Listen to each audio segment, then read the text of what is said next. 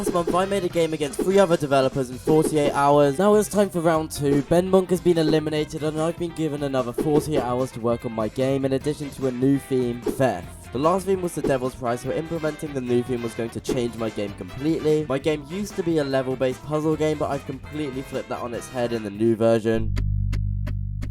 So I want the game to still have some of the old puzzle levels, but I also want some new theft levels in the mix. We will need some kind of gold too. Maybe you have to get a certain amount of gold to open the door. We could also have robots that patrol the area. And I think I'm going to turn the game from a level-based game to one with randomly chosen levels and a high score. Jumping into Ace Right, I tried to make some cool enemy robots for the game.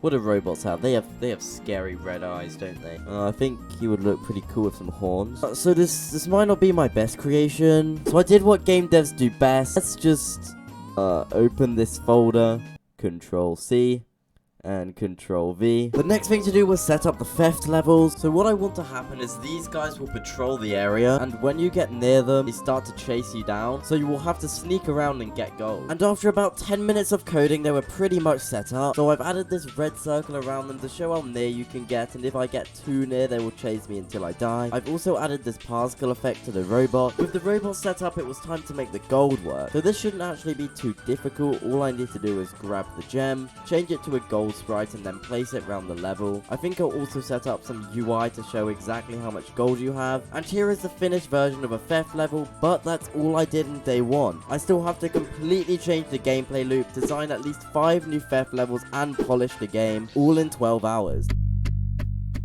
So now it's day 2 and it's currently 10:20 and I have to submit this game by 5 PM, so it's going to be quite the rush. The first thing I wanted to do was set up the gameplay loop because then I would actually have a playable game. So I've got this random level spawner set up in Unity. What it does is spawn a random level from my array of game objects, some of which are puzzle levels and some will be theft levels. I've also added some UI to the start of these levels to let the player know what to expect.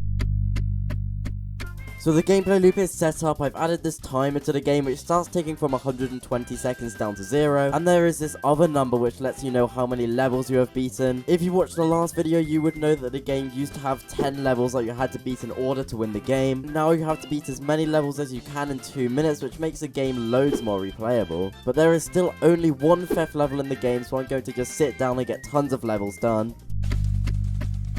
I ended up making 6 total theft levels, and 1 of which is a tutorial level. This is my favourite one. It has a big elevator that you have to use without being seen. With the little time I have left, I need to make a way to finish the game. So I've set up this timer and this other UI here. Basically, you have to beat as many levels as you can before this timer runs out.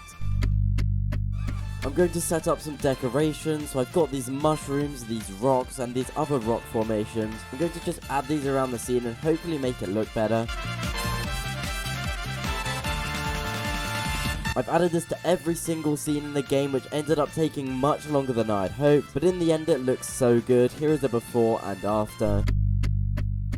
The time is 3 o'clock and I actually think the game's done early. I've turned it from a fairly basic puzzle game into an interesting speedrun puzzle game with stealth aspects, and I'm pretty happy with it. Let's see what Mystery and the judges think of the game. And I think the game just crashed. Lovely. No. Oh man. Oh, is it like a round-based thing with randomized levels? I definitely have to say there's an interesting development.